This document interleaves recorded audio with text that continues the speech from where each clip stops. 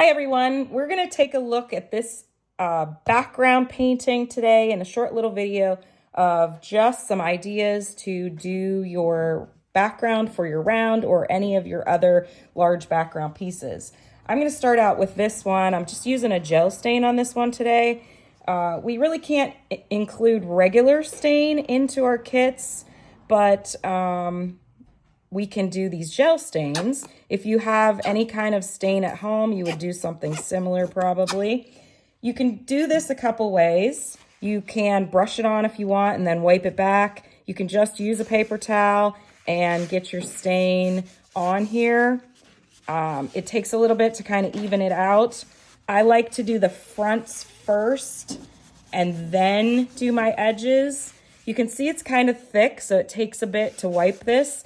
One hint that I've found that helps out with that is to take a baby wipe or dampen your paper towel, and that really helps the stain to glide and even out the appearance of it.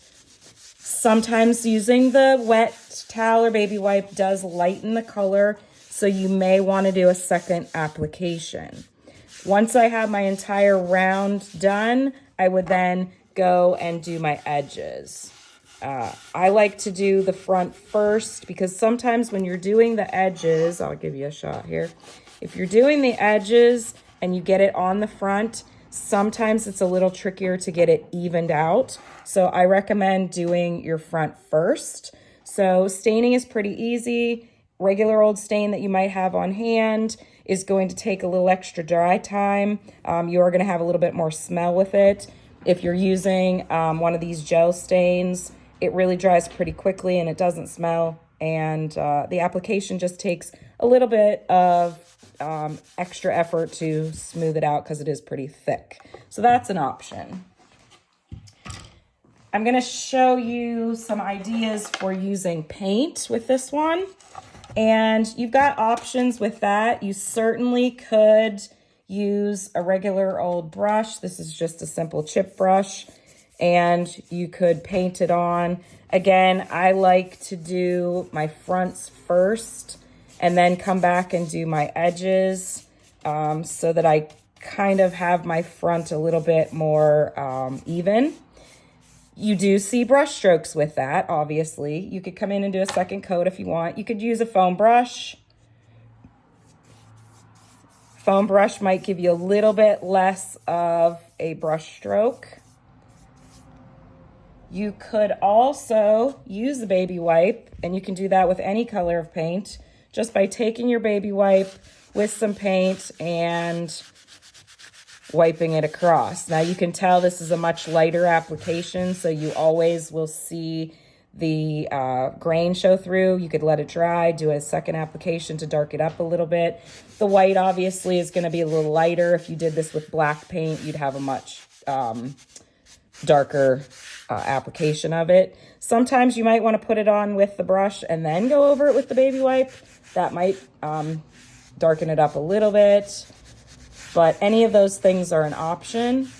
I like to blend it so that you don't see those brush strokes. You could come afterwards once it's dry and sand it as well. Another option for these would be to use a roller. This is just a fairly inexpensive roller from Lowe's.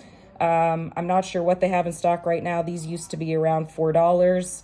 You could definitely roll on your paint. Again, I like to do the front first. Same thing, I always do the front first. So we can just get this on here. The dollar store also has some rollers that are $1.25. They will work for this as well. They're a little bit more of a 1 to maybe 3 time usage. They don't hold up quite as well as these foam rollers do, but that is an option. If you have a foam roller at home or you pick one up, this makes for a quick and easy application of your paint. Once I get that done, I simply roll my edges so that I have those done as well, okay?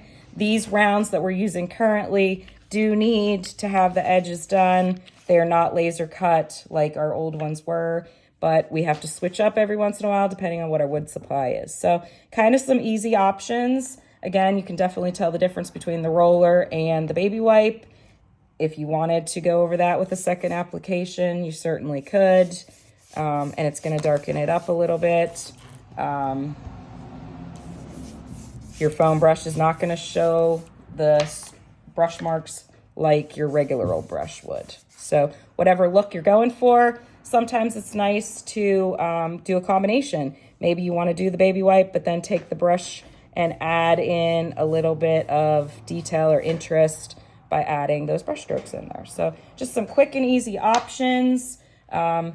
Whether you're using paint or stain, those are some ideas for your background. Thanks.